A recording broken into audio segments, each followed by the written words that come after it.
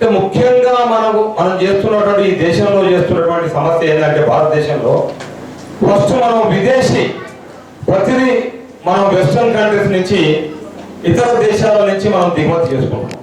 అంటే ముఖ్యంగా విద్య చూసినట్టయితే ఇవాళ మనం కార్పొరేట్ కళాశాలలు, తర్వాత ఇంటర్నేషనల్ స్కూల్స్, అంటే పిల్లలకు భారతదేశంలో పిల్లలకు ఎలాంటి విద్య ఉండాలి, ఎలాంటి విధానం ఉండాలి అనేటువంటి దానికి కొన్ని వేల సంవత్సరాల క్రితమే భారతదేశంలో యూనివర్సిటీలు ఉన్నాయి. 2500 సంవత్సరాల క్రితం భారతదేశంలో తక్షశిల లాంటి యూనివర్సిటీ ఇక్కడ ఉన్నది. ప్రపంచంలో ఆనాడు 2500 సంవత్సరాల క్రితం అసలు స్కూల్ ఉన్నదో లేదో తెలియదు నాకు, కానీ ఇక్కడ యూనివర్సిటీ ఉన్నది, దాని పేరు తక్షశిల. అంటే ఇక్కడ ఇంత గొప్ప విజ్ఞానం భారతదేశంలో కొన్ని వేల సంవత్సరాల నుంచి లక్షల సంవత్సరాల నుంచి భారతీయులు తమ జీవితాలను పరంగా పెట్టి తమ యొక్క ప్రాణాలు త్యాగంగా పెట్టి ఎన్నో ప్రయోగాల ద్వారా పరిశోధనల ద్వారా ఒక సుస్థిరమైనటువంటి జ్ఞానాన్ని అసలు ప్రపంచంలో భారతదేశం వల్లనే ఇచ్చింది.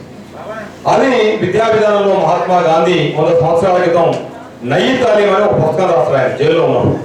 ఆ నయీ తాలీం అనే పుస్తకం న్యూ ఎడ్యుకేషన్ పాలసీ అంటాం మనం ఇంగ్లీష్లో దాన్ని. అయితే ఆ నయీ తాలీంనే ఇప్పుడు ఈ మధ్యకాలంలో ప్రపంచ దేశాలని గాంధీ రాసిన ఈ న్యూ ఎడ్యుకేషన్ పాలసీ అనే పుస్తకాన్ని చాలా పెద్ద ఎత్తున పరిశోధన. ఆయన ఏం చెప్తాడు, ఏ పిల్లవాడికైనా సరే వారి యొక్క మెదడుకు, గుండెకు, శరీర భాగాలకు పని కల్పిస్తూ విద్య ఉండాలి. అంతే తప్ప కేవలం ఉదయం నుంచి రాత్రి వరకు వారికి ఒక రూమ్ లో పెట్టి నువ్వు ఐఐటి కొట్టాలి, నువ్వు మెడిసిన్ కొట్టాలి, నువ్వు ఇంకోటి కొట్టాలి అని చెప్పేసి ఇష్టం లేనటువంటి విద్యార్థుల అభిప్రాయాలకు భిన్నంగా విద్యా విధానాన్ని మనం కొనసాగిస్తున్నాం. అది ఇప్పుడు ఉన్నటువంటి అస్థిరమైనటువంటి విద్యా విధానం.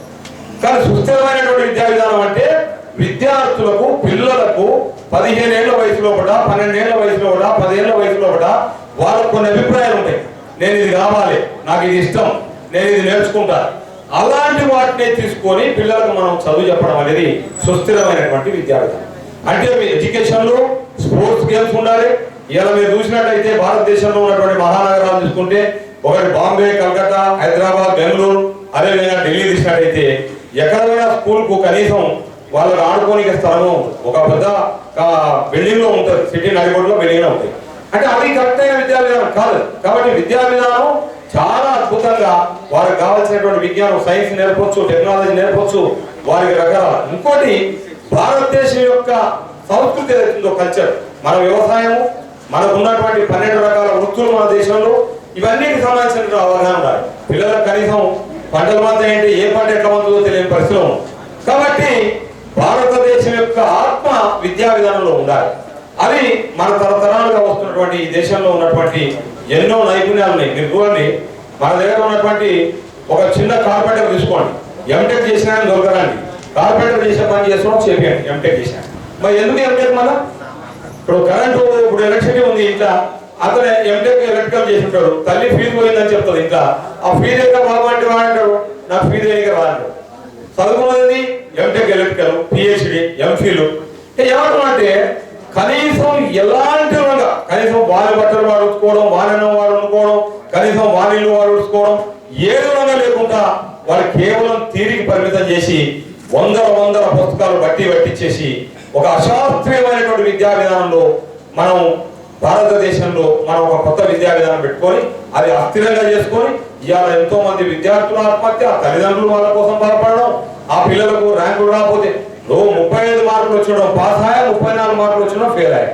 అంటే 1 మార్కులే అన్నారు కూడా వాడు. ఎట్లా ఇది సైంటిఫిక్ చెప్పండి? 35 మార్కులు వచ్చినాడు పాస్ అయ్యాడు, 34 మార్కులు వచ్చినా ఫెయిల్ అయ్యాడు. అంటే దిద్దిన ఆయన అంత గొప్పగా పేపర్ ఎవాల్యుయేషన్ ఉంటుందా? పేపర్ వాల్యుయేషన్ లో ఆ స్కేల్ పెట్టి సైంటిఫిక్ గా చూద్దాం, కొన్ని 100 పేపర్లు మనం చూద్దాం, ఏమంటే ఉండదు. కాబట్టి ఇది అశాస్త్రీయమైన విద్యాలయం. అట్టగా పిల్లల్లో ఆటలు, పాటలు, రకరకాల అభిప్రాయాలు ఉంటాయి. అవన్నిటిని మనం గౌరవిస్తూ వాళ్ళకి చదువు చెప్తే అసలు ఈ దేశం కాదు ప్రపంచానికే వీళ్ళు భారతదేశంలో వచ్చినటువంటి యువతి యువకులు ప్రపంచాన్నే వాళ్ళు మార్గదర్శకం అయ్యేటువంటి విద్యా విధానం మనం చేయొచ్చు. కాబట్టి దానికి గాంధీ ఏం చెప్తాడు, నయీ తాలీం అని ఆయన ఇచ్చినటువంటి ఎడ్యుకేషన్ మనం ఇక్కడ ఈ యొక్క వినోబా గ్రామంలో మనం చిన్న ప్రయోగం, ఒక చిన్న పాఠశాల, దానికి ఎన్జి పద్మ గారు, వారు డాక్టర్ గారు, వారి యొక్క విద్యాలయానికి వారిని అప్పచెప్పాలని చెప్పి మేము అనుకుంటున్నాం. కానీ వారికి కూడా ఇంట్రెస్ట్ ఉంది ఆ సబ్జెక్ట్ లో.